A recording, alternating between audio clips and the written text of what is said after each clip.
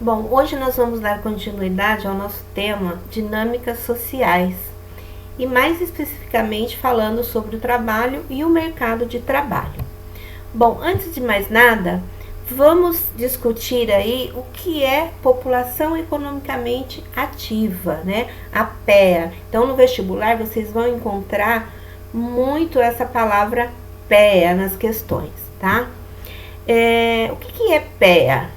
Trata-se de todo o contingente populacional em idade ativa de 14 a 65 anos em condições de trabalhar, incluindo aqueles que estejam procurando emprego.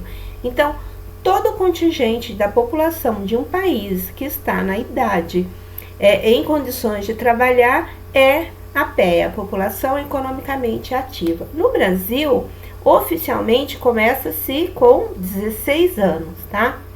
Então, essa população economicamente ativa, ela é dividida de acordo com os 3 setores da economia. O primário, né, o setor secundário e o setor terciário. Também permite compreender a realidade socioeconômica de um país a partir da análise de seus dados atuais ou de sua evolução temporal. Então, PEA, né, população economicamente ativa, é a classe que trabalha ou que está à procura de emprego. E o que é PEI? É a população economicamente inativa, que é constituída pelas pessoas que não exercem atividade econômica, ou seja, menor de 14 anos e os idosos, certo? Bom, então, como que está estruturada a população por atividade, né? Então, as atividades econômicas, elas dividem-se em 3 grandes setores, que é o setor primário, que corresponde à agropecuária, extrativismo animal, extrativismo vegetal e mineral. Um outro setor é o setor secundário, que corresponde à indústria e construção civil, e o setor terciário, que são os comércios, né, turismo, serviços, etc. Então, como que está distribuída essa população economicamente ativa, né? De acordo aí com os níveis de desenvolvimento dos países, né? Nos países desenvolvidos, há uma pequena participação do setor primário, né? Uma mediana no setor secundário e uma elevada no setor terciário. Nos países emergentes, em desenvolvimento, né? Setores primário e secundário, eles apresentam percentuais semelhantes nessa população economicamente ativa. O setor terciário é o que participa mais intensamente, mostrando-se por vezes hipertrofiado. E nos países subdesenvolvidos, o setor primário apresenta destaque nessa população economicamente ativa. O secundário é insignificante e o terciário em expansão e hipertrofiado, tá? Então, quanto mais desenvolvido é o país, menos participação dessa população no setor primário. E quanto menos desenvolvido é o país, há uma participação maior no setor primário, tá? Bom, aqui nós temos o raio-x do mercado de trabalho. Então, nós temos a população ocupada, aqui, né, 92,7 milhões, e nós temos aqui a população desocupada, tá, que equivale a 8,4 milhões de pessoas. Bom, vamos falar agora sobre o papel da mulher, né, no quadro econômico. No país desenvolvido, é muito alta a participação da mulher no quadro econômico, administrativo, né, desse país. Nos países subdesenvolvidos é muito baixa ou quase nulo. Nos países subdesenvolvidos e industrializados vem aumentando significativamente a participação da mulher no quadro econômico desse país. Bom, o que a gente pode destacar desse papel da mulher, né? Que ela tem dupla jornada de trabalho, ela tem uma baixa remuneração e a minoria dessas mulheres, elas ocupam cargos gerenciais e administrativos. Então aqui nós temos um gráfico que mostra a distribuição dos empregos das mulheres segundo grandes grupos de ocupação no estado de São Paulo. Então nós temos aí, se vocês puderem perceber, aqui em cinza é 1989 e em rosa 2000. Então, trabalhadoras no setor de serviços administrativos, nós temos aqui um pequeno crescimento, né? Trabalhadoras nos serviços de limpeza, professoras, né? Operadoras de indústria, nós temos aqui, se vocês perceberem, que há uma diminuição, tá? Trabalhadoras de comércio, ocupação técnicas e científicas, diretoras e gerentes e trabalhadoras agropecuárias, certo? Esses dados aqui são dados de 2002. Aqui nós temos a proporção do trabalho formal e informal. É uma pesquisa nacional por amostras de domicílio realizada em 2009 pelo IBGE.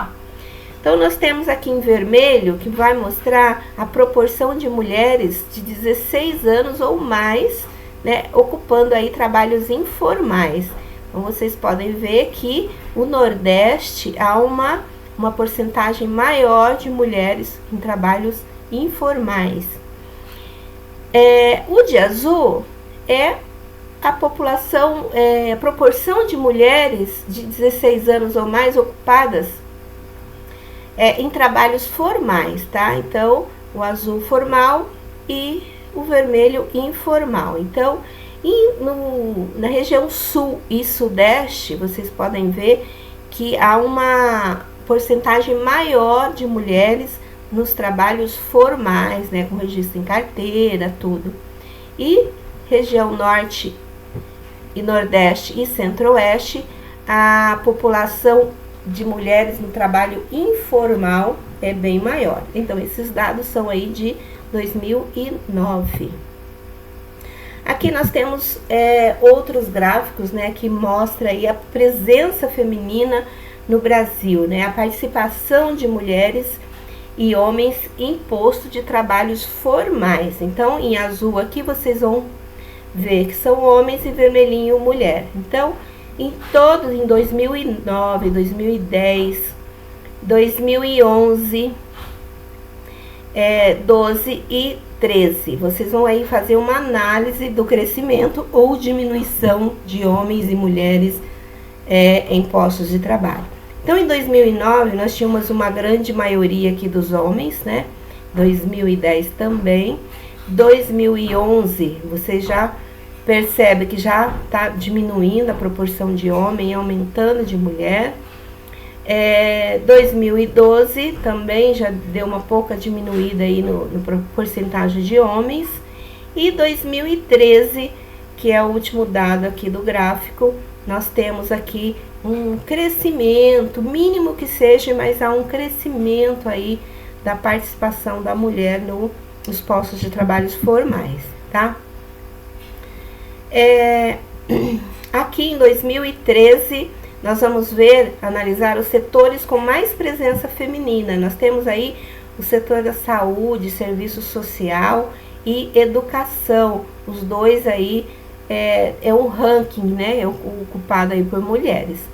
Os homens eles têm a grande maioria na construção civil e na indústria. Depois vem transporte, empresas de gás, eletricidade, água e esgoto.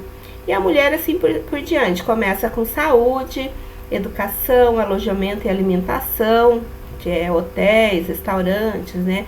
Administração pública, defesa e seguridade social. E os bancos, né? Atividades financeiras aí, certo? Então, agora nós vamos falar de desemprego. Nós temos duas formas aí de desemprego. Nós temos o desemprego estrutural, que é a falta de emprego, né, devido a mudanças na estrutura produtiva, né, a troca aí do homem pela máquina, né, os avanços tecnológicos. E nós temos aí o desemprego conjuntural, né, que é a falta de emprego devido a uma conjuntura de crise política ou econômica, que é o que nós estamos vendo agora com essa crise aí da da pandemia, tá certo? É um desemprego conjuntural. Então aqui nós temos outro gráfico que mostra a trajetória anual da renda, né, real ampliada aí. Então, se vocês vão poder observar aqui de 2010 até 2020, há um crescimento no desemprego, ó. Então 2020 foi o máximo aqui em 10 anos que há uma taxa muito grande de desemprego, tá? Talvez pelo momento que nós estamos passando, porque em 2010 em 2019 estava caindo e de repente subiu demais essa taxa de desemprego. Aqui nós temos um último gráfico aí que mostra o mercado de trabalho pré-pandemia, tá? O desemprego ele já atingia 12,3 milhões de pessoas em fevereiro. Então, antes da pandemia, a nossa taxa de desemprego já estava muito alta, tá? Então, em comparação aí, ó, com 2019, o finalzinho de 2019, setembro, outubro e novembro, e dezembro, janeiro e fevereiro de 2020, aumentou bastante essa taxa de desemprego, tá? Essa taxa de subutilização, né?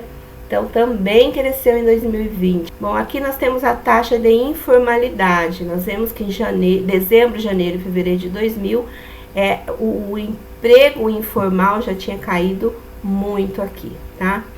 A população ocupada, ela aumentou, certo? Em questão de 11,8 a 12,3, ela houve um 4% de aumento aí só. E o rendimento real, né, houve um pequeno 0,08% de aumento, tá? Então, a variação do número de postos de trabalho por atividade. Então, na indústria há uma alta de 5% e na construção há uma baixa de menos 4,4%.